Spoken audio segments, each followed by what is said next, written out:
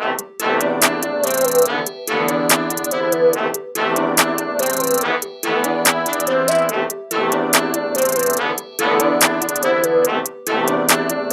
love you, Heartworm.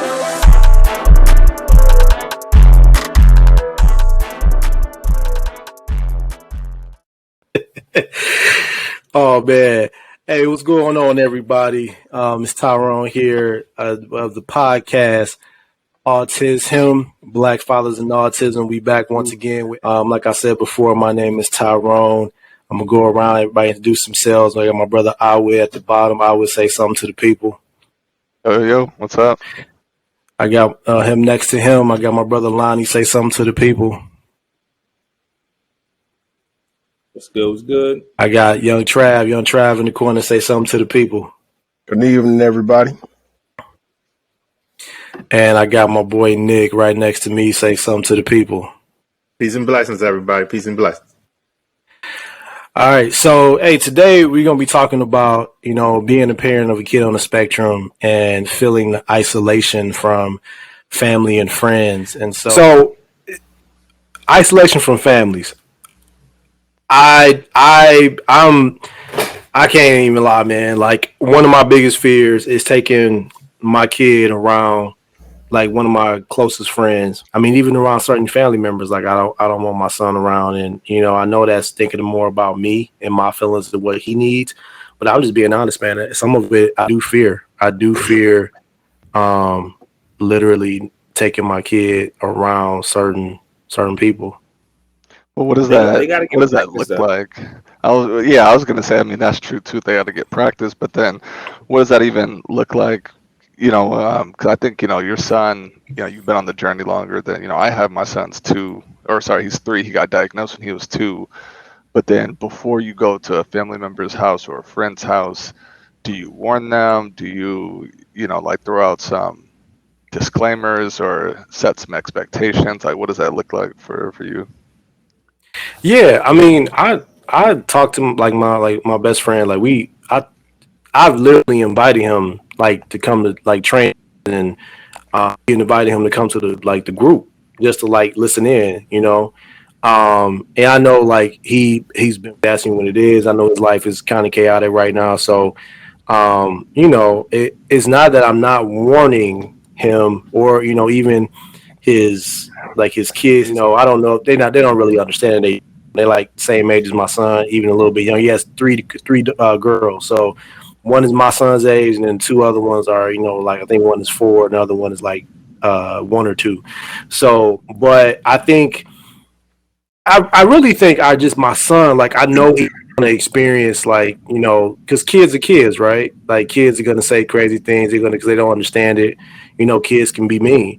And I think I'm trying to protect my son, even though I know that I can't protect him from that. I think I'm still trying to hold on as long as I can, but it's not helping him. Like he needs to be around, kids his age. He needs to go out there and play. And even when he went to school this past school year, when they have to go to the school and do different social activities, he did great. Like, and he's around other kids that are very similar to him. Like, so it's like whether it's like either they're neurotypical or they are atypical or they have some type of other disability.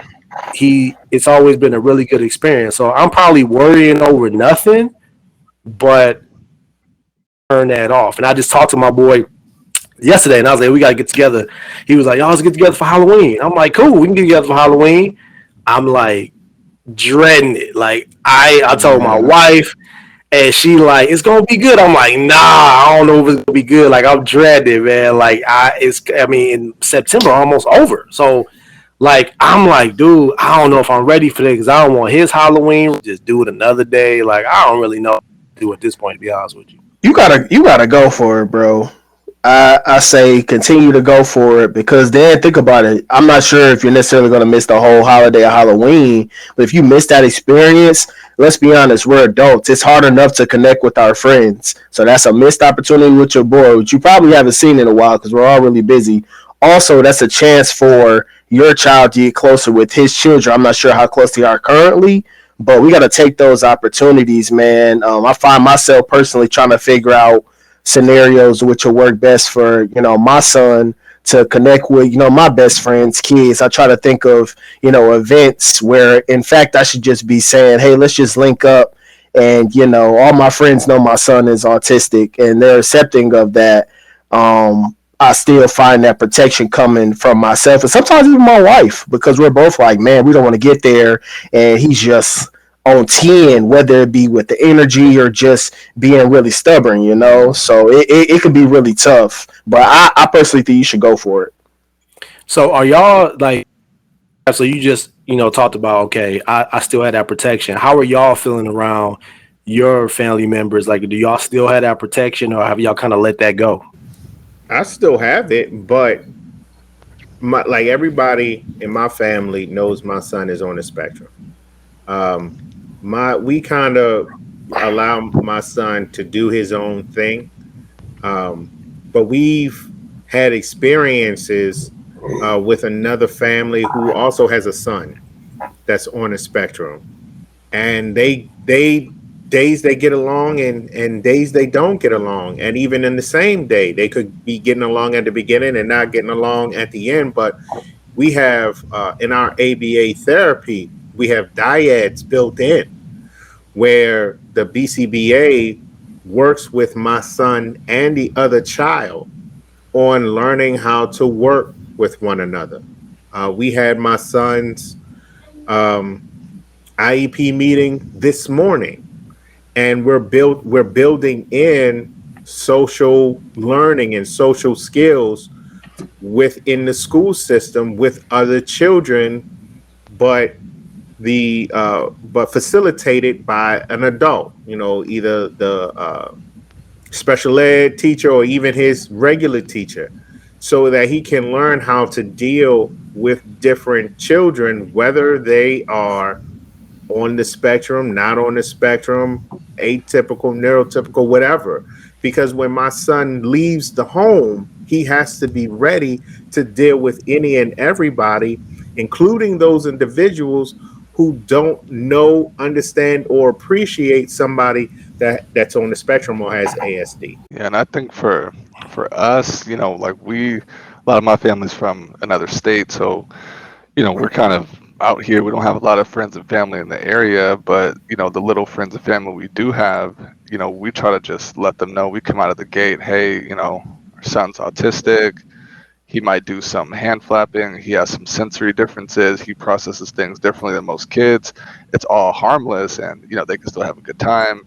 Or if we're meeting up, we met up with a friend at the state fair, and we were like, hey, we'll meet up here, but if your kid is going off doing something else and my kid's trying to interact with them, like, basically don't force it. And whether they play together or not, like, that's fine. But I feel like some of that just comes to the territory, and it can be a little isolating, just and you probably get a little bit anxious too, just trying to meet up with different like friends and family. But I feel like if you just come out just off top, just like, hey, like, this is what it is, he's autistic, this is what to expect, I feel like that just kind of sets the table and lets them know, like, oh, okay, like, this is why he's doing some of these things. And they just kind of just got to roll with it after that. It just remind me, we go to the store a lot. I do all the grocery shopping in my house, and my son will come with me, and he says hi to everybody. And you can tell he's a little quirky, and half the folks don't say hi back. And I used to be like, had some choice words, people rude and whatnot. But now I'm like, oh, no, they're having a bad day. Don't worry about it. So I had to change my behavior. But so he's doesn't know appropriate boundaries sometimes. He'll say hi and put his hand close to your face or whatever. And the funny thing about him with family is he loves his aunts. So if an aunt come by, he hanging on them, he leaning on them. And the problem is he wants to hold their arm or hang on them all day. So we're always trying to help teach them boundaries. One, you too big. One, that's your aunt, and get off of her. So but they've been pretty good. He got a couple of his nephews have real bad ADHD, and so they get together to get along well because they're all a little bit quirky, So it's kind of accepted. This is my family in North Carolina, though. Like the white Japanese family. Family back in Ohio, I'm a black family. He hasn't hung around them that much though, so. My aunt will be like, she'll say that thing. How's your son doing with that thing? And so in that part of the family, we don't really talk too much about differences or whatever. It's just how's he doing with that thing or whatever. But why is that? Like, yeah, why is that? What do you do in that situation? My bad, Yeah. No, you good. No, same question. Yeah. My family, like we don't really talk about, like, you know, I saw my mom cry like once in my life. You know what I'm saying? I'm like, they OG Bobby Johnson. They like, you know, ain't none of that sympathy stuff, ain't none of that understanding. You got to get it, you know, straighten up, act right. And so I had to realize that behaviorally, when he does stuff, I can't react the way my family would, because it's not him being bad, it's him, it's autism. So I think the one good thing is he's a good kid and he's not like violent. I'm not worried about him fighting anybody or doing something like that. I'm more worried about what happens to him. And so, and I feel like maybe piggybacking on that with the whole isolation thing, you know, Black, you know, community, all that. I mean, you look at Black fathers, I feel like finding, you know, like support groups, you know, for example, Color Autism, there's a whole bunch of Facebook groups. I feel like that support group that's associated to the Color Autism, all the Black fathers in there, their spouses, wives said, go check this out. So, like, you know, where are the Black men in, you know, this in this equation to like go out and seek out these resources, you know, for ourselves? You know, like, why aren't we going to these Facebook groups and starting stuff and talking about this stuff more and, you know, helping our own selves not feel more isolated? And so I feel like that's something, another angle, you know, that we have to look at that. And I think part of that help is getting to acceptance. So I feel like the faster you can kind of get to acceptance and accept this diagnosis and you get over that piece, then you can start to, you know, reach out to other communities, educate yourself more, and start to feel less isolated. You know, well, you bring up a great point about Black fathers and, you know, the acceptance piece, because I think, Elani, like you said, man, you know, besides my parents, and for a minute, that was like, that wasn't that great either. But besides my parents, my son don't really hang around anybody else on my side of the family. And at first, I think that was by design. Like, I wanted it that way because I didn't want to deal with the negativity and always having to argue and fight with somebody. But then after a while, it just kind of became like routine. And like my son is always like hanging out with, you know, my wife's side of the family. But I'm gonna be honest with y'all, man, that has messed me up like a lot, just because my son is half Black and I want him to know that, you know, I want him to have the same love and the same experience I had with my family growing up. You know, my family used to be super duper close. And then when my grandmother and my uncle, things kind of fell apart. But I had a great childhood with that side of the family. Like, they loved me, they cared about me. As a matter of fact, I'm telling a little lie, because my son did get a chance to meet my aunt, so my dad's sister, and I thought it was gonna be like a horrific experience. I was dreading to go over there, but my dad needed help moving, so he was like, "Son, I need you to come over and help me move." I was like, "Ty, help me move." I'm like, "All right, man, I'm gonna help you move." And so I wasn't gonna bring my. I'm like, you know what? Why not, man? And we get out the van, and my aunt, like, for one, I think she's a change. Like, the person I knew growing up and this person I seen like a month ago is a totally different person. Like, she was dropping knowledge. She was mad positive. She was like, "Oh my gosh, your wife is so beautiful and you looking slim." She was lying about that. I know I ain't looking slim out here. She's like, "You looking slim," and I'm like, "All right, auntie, whatever." But and just embrace like my son, because I had both my son. I had Emiliano, and then I had my second youngest, Mateo. And Mateo, you know, he's like he's my son, but he's not like my biological son. So he's Mexican. So like, she embraced them both, and I was like, dang, like, who is this person? But my fear was like, oh, she gonna say something crazy. It's gonna be off the wall. I ain't gonna help my dad move. He gonna be mad. But it was a totally different experience, and I want that experience to like translate to other experiences with my side of the family. But I'm so scared because I don't know if everybody has changed like she did. Like she always treated me nice and everything, and I can't think of nothing crazy she did to me as a kid. But I don't think it's going to go like that. And maybe I'm wrong. Like maybe I'm missing out because I'm too stubborn to try something. But I don't know, man. Like I hate feeling isolated. I don't want to feel that way. I want my son to get to know his African American side, man, because that's important to me because he's learning everything about his Latino side, which is fantastic. But I want him to know like his dad's side, and it's becoming harder and harder as he gets older. And I don't even really understand why. Yeah, no, that heritage is key, man. And I'm glad you're recognizing that. I'll be honest and I'll be, a little open right now to anybody who's listening. Most of my isolation has to do with my son getting off track. For example, when we go to the in-laws house, he typically does whatever he wants over there. They don't really have boundaries. The kids kind of watch themselves. Not to say that they're not doing what they need to do. Don't get me wrong. But a lot of the times it's just a lot of screen time and them staying up super late. And it's like, hey, if somebody else is watching your kids, you can't really tell them how to watch your kids. They're gonna do whatever.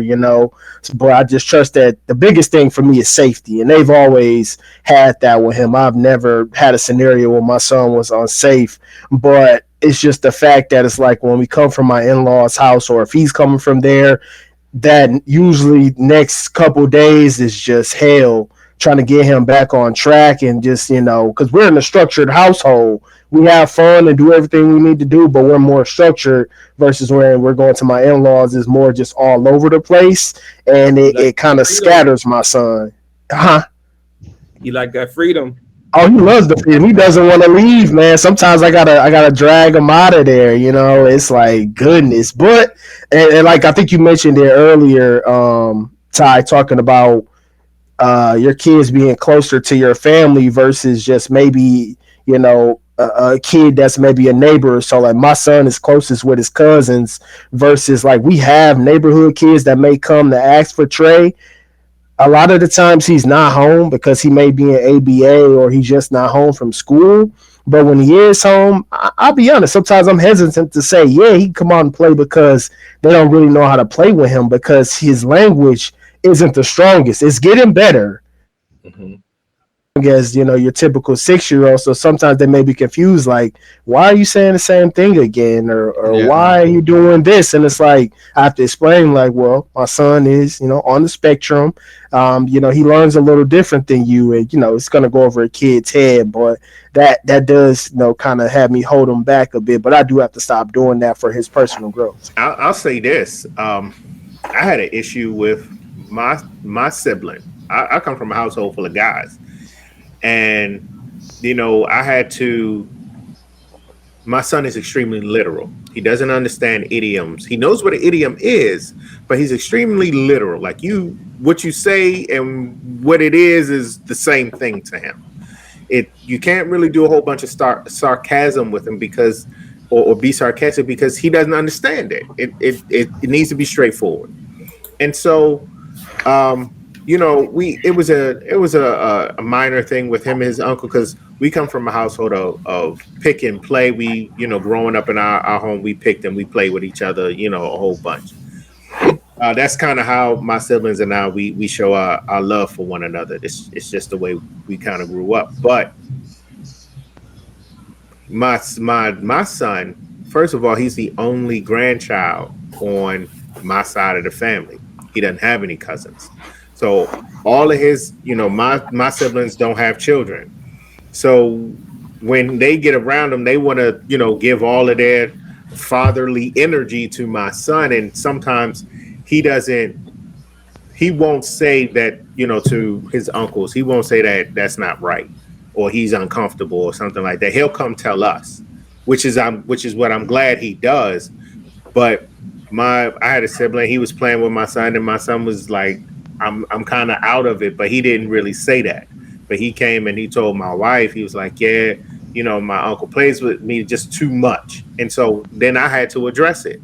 Like I had to, go through the proper channels in my family and say, hey, listen, my son is not going to be disrespectful. We teach him not to be disrespectful, but the way you were playing with him was too much for him. And so he didn't say anything. He kind of shied away, but he was uncomfortable. And so with your family, we have to be able to be the advocates, not just for the people out in the street, but for the advocates for the people in our family who may not understand what our children are going through, either because they don't have children that are on the spectrum or they don't have children at all. And it wasn't an issue. You know, my brother was like, "Oh, okay." You know, he didn't say anything. I was like, "Yeah," but he's not going to say anything because he's uncomfortable and he doesn't want to be disrespectful and he doesn't understand how to do that yet. And he was like, "Okay, cool. Then I'll try to pay attention some more." And that's kind of what it is when you're dealing with family members. It's certain family members will have an attitude. It's just the people that they are, but other family members, they're gonna, okay, it's so cool. Let me learn how to deal with your child, and so that they can develop that relationship. I think a lot of it has to do with the consistency of being around them. So for Tyrone's sake, like your son going to Halloween, if you're worried about that, like a couple weeks before, 2-3 times before, just get them together and try to get them in the same space. And that gives all of the children the opportunity to learn a little bit and be comfortable with it. So in case something happens, see, this is the one thing, children can be resilient too. If something happens to your son, say your son has a meltdown, the other children could come to his defense. The other children could try to help, calm him down, to soothe him. It's okay.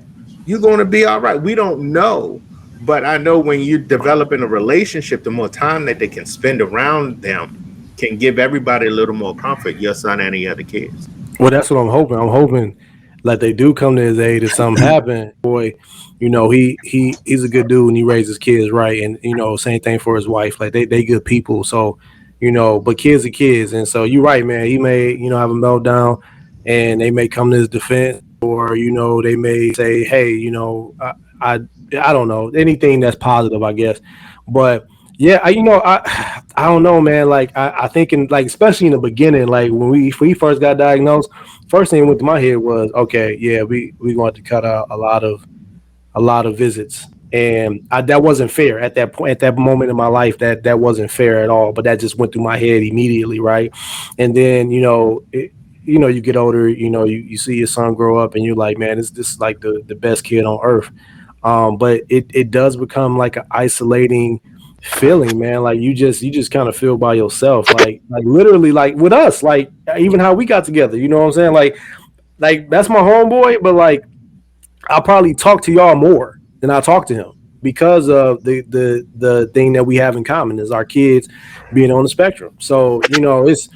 If I hadn't found like this group right here, this dynamic, like I don't know, man. Like I don't even drink like that, brother. But I'll probably be like just the bottle, drinking every day, just getting like, hey, what's going on? Like but it's an isolating feeling, man. And you guys are really giving some good advice. And for anybody out there that's listening, man, don't think about yourself like I'm doing. Just think about your kid and what's best for them. I think I always said it best, man. The first thing is just admitting it. Like, hey, this is it. This is a thing, and it needs to be addressed. And it's not going to go anywhere. It's not going to change. And I still love my child. And Howard, you brought something up about, Black fathers and trying to, why isn't more of us, in those circles, and having those types of conversations? I really wish I had the answer, man. I don't know. Like I mean, I'm sure, it's a lot, the denial part, and things like that, because they always want to paint us in a bad light. Like we're not good fathers and we're not at home taking care of our kids. But I don't know why it's not more. I mean, it's different because I feel like how can I put it? Like the male role, right? Like I'll be the first one to tell you. I did sports. I did college sports. I like the NBA football, all that stuff. I'm sitting there like wife had a kid. I mean, we already knew he was gonna be a boy before she gave birth. But I knew I had a son coming. I was proud. I was, oh yeah, we about to be hooping. We're gonna be doing this and that. It's gonna be fun. And he gets his diagnosis. Not to say we can't do that no more, but then suddenly, like that, your that traditional like father role, whatever that may be, has changed. So I feel like now that you have a son or a daughter, or you have a kid with a disability, like that fatherly role has like now changed. It's been redefined, and I feel like as like black men, we're still trying to figure out like what does that look like, what's my role in this, because if you go to those Facebook groups, I mean, as bad as it sounds, it's just a bunch of white women, and like, but they're going out there, they're advocating for their kid, like they're trying to get the resources, they're trying to get them help, and they're doing it early and often and all that. So yeah, I feel like just between like the black man, the black community, and like us fathers, we got to really take a step back, do some self-reflection, and figure out like hey, what's my new role in this? And it's not just being that dad trying to be a disciplinarian or just doing the sports thing or whatever it is. It's a lot different now. You're right. I felt the same way with my son. Like when he was born, I was like, "Bet we about to be out here getting buckets together." Like I was ready, and like you said, it changes. Like the dynamic changes. It doesn't mean that he can't do it, but the role changes. And you're right, man. Like a lot of these trainings I go to, especially with the color of autism, I'm like the only black. It may be one other black male in there, and that's really about it. And, yeah. Sorry, go ahead, Nick. No, I think a lot of it is, and I think you all touched on it. When you have a child, especially your father, and you find out you have a son, you're thinking about all of the things you want to do with your son. It's what you want in that situation. And then having a child and it being diagnosed with ASD or autism, you now have to shift your focus to what the child needs, what the child wants. And you have to relinquish some of those hopes, thoughts, and dreams that you may have had and shift your focus to what's best for my it's all son. about the child at that point. What's best for my son, my son or daughter. My child needs support. Okay, so how do we go about getting supports? What do those supports look like? Now we're changing schedule. My son doesn't participate in a lot of after school activities because he's in therapy. He's in ABA. He's trying to get some skills that will allow him to succeed in society versus spending the time on the football field or spending the time on the basketball court. It's what's best for my child, especially as an African-American male. And having an African American male, we're already pigeonholed if we're neurotypical. Like we're already under the thumb because we're looked at and viewed as certain ways without being on the spectrum. But now you have a son, and I'm specifically talking about sons. Now you have a son who now is only viewed as a negative image by this American society, but you now couple that with him being on the spectrum. So as a father, you're shifting your thought process to protect more. You're shifting your thought process to try to understand in a different way. You have to go through the shifting of your mindset of not being able to raise your child the way you were raised, and oftentimes having to do 180 on some of the things that you were taught growing up. You can't learn about what autism is right. You can't beat your kids into submission the way you may have been beat. I was spanked. There's three of us. I was spanked the most. Like that does not work on my kid. Yeah, that does not work. What you want, the switch or the belt? Right. Pick one. Or the extension cord. Pick one. And if you got one of those parents, the race car track. So I mean, like depending on. Bro, I got wood coming out of the shower. I'm sorry. Ooh. Hey, listen, out I am the shower, bro. Here, I'm glad. Woo! Because that water hit different. I'm just be honest, that water hit totally different. But that's what we have to consider. We can't do what we are accustomed to, and now we have to find new ways to do it. And all of you guys know, the hardest question for me to answer was: is this a diagnosis situation or is this a discipline situation? And I think all fathers and mothers at one time with a child on the spectrum have to come to that conclusion about the situation. Is this diagnosis or is this discipline? And then figure out the best way to handle it once you figure out what it is.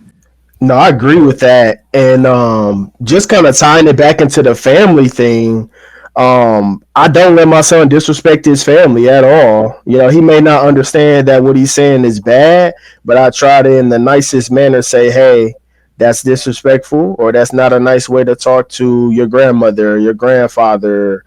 Let's try to rephrase that a bit. Lonnie, you were saying something? Sorry, I cut you off. No, I was just saying that I think I got a son that's 9, turns 10 next month, but he has a younger brother and sister who are about to be 8.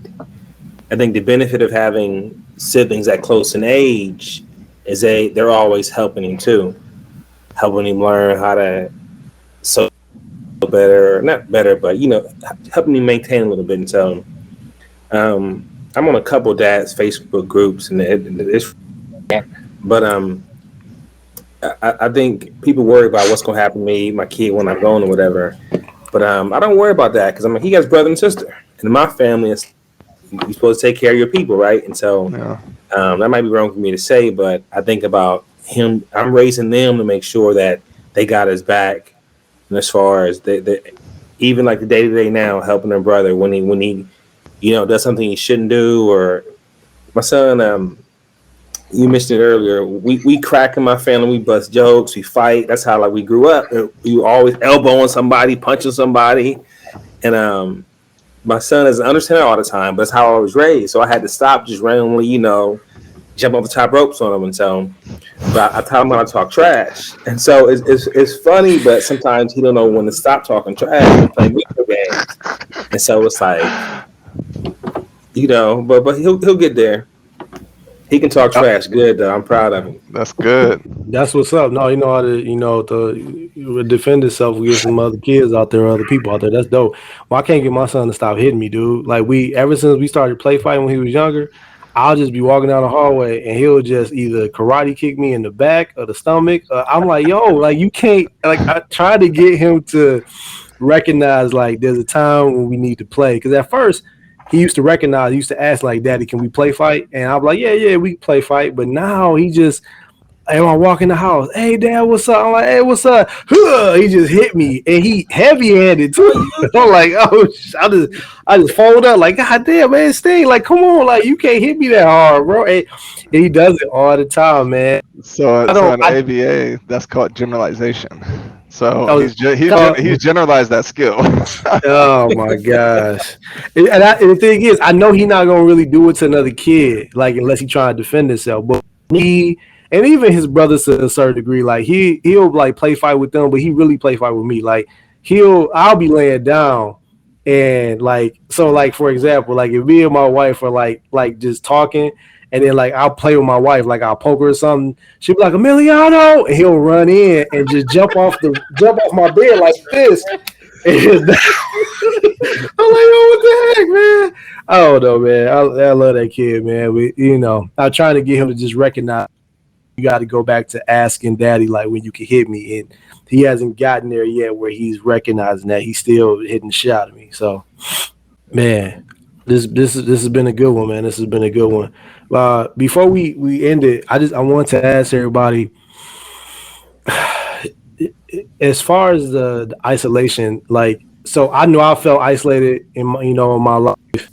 Has anybody else like really felt isolated, like when it comes to like making friends and having those adult conversations about like your kid or is it I've been good this entire time? I was isolated until I found a group of like-minded men. Like, when you figure out your child is on the spectrum, you don't know who to turn to. You don't know that there's other people out there who could be going through the same thing that you're going through. You don't think about those things. You go into protect mode. You protect your family, you protect your children, you protect yourself. and that can breed to an isolating position. And you don't think that there are other people who understand. You don't. When you first hear about it, until you get around people, you think that you're in this thing by yourself, or in it with your spouse, or whoever your partner is. You think that you're in it with them and them alone. And as an African American male, trying to understand that there are other African American men who want to talk about this, because we have a stigma over us just on talking about things, period. Like, we don't talk about a lot, and then this could be a sensitive topic because you're talking about your children, and that then can go against that protective thought process. Like, I'm not going to say too much about my child because I'm trying to protect my child from these things that are out in the world, but you're also protecting yourself. So until I got the strength and courage up enough to be vulnerable and listening to my wife, for joining the group and joining the support group, and then feeling comfortable enough to share in that support group, I felt isolated. I'm always looking for somebody. You want people to treat your child how you treat them or care for them, right? My son wanted this little piano from Costco. It was like a lot of money. I'm like, if we get it, you got to take lessons. He said, okay, I'll take lessons, right? So we got it for Christmas, and we found a music teacher. And the first lesson, I'm like, he's on the spectrum, and he's whatever. And she was like, shut up, basically. He sat down beside her, and she was like his best friend. And I mean, I'm like, who was this kid? Who was this lady? I'm in the back crying. I'm like, I'm a gangster. What's going on here? His first lesson was like, oh, I'm in the back. Like, oh, it was just. So I'm always looking for people to like treat my son the way I do, or care for him in that same way. And so I do think I feel good that there are people out there that you can find. And so yeah. Yeah, I'm with you on that. As I always say, I'm big on community, and I'll use my son's school for example. Like, it's really dope to go pick him up or drop him off in the morning, and not just his first grade teacher is greeting him, but the principal, teachers in other grades, making him feel welcome. And, I can know, like, okay, my son has people that's actually looking out for him and they know what's going on. But I'm still working on my overprotectiveness. I'll be honest, because the world isn't getting any sane these days. It's a lot going on. But it is good to see some type of progress when it comes to people understanding when you have a child on the spectrum.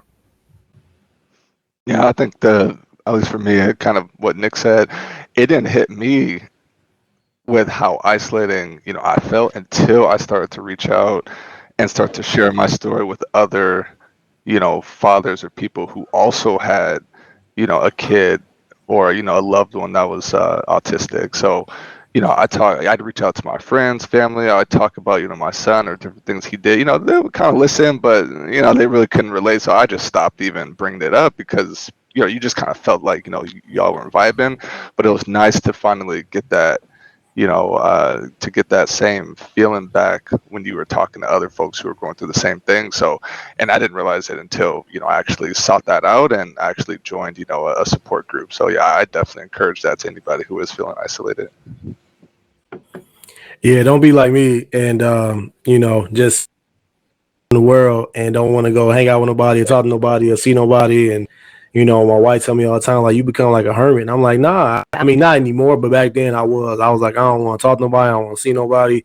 I just want to, just be with my family and focus on my family, because like I was saying, it wasn't the same. Like, they really didn't get it. You must be patient. Yeah. I always get that one. So you got somebody tells you must be patient. Yeah. They always say that. Yeah. Oh yeah. That's the classic line. Like, oh, you got if they only knew. Autistic. Yeah. Oh yeah. You must be. Oh, that's hard. It's good to snatch them up on the cage and I got that one. I got the one who was like, oh, it must be hard. It must be difficult. I got tired of hearing that shit. I was like, all right, man. Yep. I get it. And so I just cut myself off. And then when I, by part of a support group and with the and all these different trainings I was going to, like you said, it was like, you meet other fathers. I wasn't meeting that many because it wasn't a ton in the groups and the trainings, but I would meet some and they say the same thing. I don't know, man. I got tired of, just having to explain it all the time because I'm like, Lord, this is my son. It is what it is. Like, I don't want to have to keep explaining to y'all. His autism doesn't define him. Like, it's not who he is. So, like, I even to now, like, if it ain't y'all, even when I talk to other like black fathers, if they got like a neurotypical kid, like, I automatically my mind be like, yeah, we probably ain't gonna kick it. Like, it just ain't gonna happen. Like, I'm not trying to be mean, but I'm just like, yeah, we probably ain't gonna hang out. I mean, it is, we cool, but I ain't trying to go hang out. I ain't trying to go to the game. I ain't trying to do nothing. I'm straight. I know that sounds messed up. That's like discrimination, but it's just, I'm for real. Like, I just don't. Like, this a brother I met the other day, man. Cool dude, man. Cool all outdoors. And we were talking about, like, my son, and he was, same old generic statements like, man, oh, man, okay, yep, I hear you all for sure. And I was like, yep, we probably ain't. In my mind, I'm like, yeah, this is probably the last. Yeah, you don't know the struggle. Yeah, like, we probably don't communicate that much anymore. And it's just, I rather hang around other brothers that can understand what I'm going through because my family is my life. So, anybody else that's outside of that, if you're not really trying to understand, or you really like are not trying to ingratiate yourself into the things, because like Travis said, like, I'm big on support. Like, I want not just my son, but all my kids to have like a huge support system. Because it's important. It's important to have that because, I'm not going to be here one day. And, right now, I pray to God every day, like, yo, man, just give me about 10 more years. Give me 10 more years. Give me 20 more years. Give me 30 more years. And I just keep going, like, just keep giving me some years so I can try to hang on as long as I can. Because I don't feel that I have that yet. Like, I got you guys, but we got to keep building. We got to keep going. I'm with you, man. I'm with you. Anybody one last thing they want to say? Just understanding that even when you have a child on the spectrum, understanding that it is a spectrum. So there are children that are diagnosed and their diagnosis look different. All children are different, including those that are on the spectrum. So I think, we can't put all children, neurotypical or not, in a box, and understanding that certain things will work for your child that's on the spectrum and certain things won't work for your child that's on the spectrum. But it is our job as parents, in my viewpoint, to do our best to try to understand our children. At the end of the day, we love them. We want the best for them. We want to protect them and care for them and help prepare them for the world that's out there. And, it takes time, it takes energy, it takes effort. And, you end up, I know in my case, ended up having to do things outside of my comfort zone in order to make sure that my son was in the best situation possible, including communicating and talking to people outside of yourselves that I really didn't want to talk to. You know what I mean? Like some of his teachers, but like Trav and Tyrone said, we gotta create a community. And those people have to be having your child's best interest at heart, just like you do. Well said, brother. Well, we are going to sign off. This is AutisHim, Black Fathers of Autism, and we out.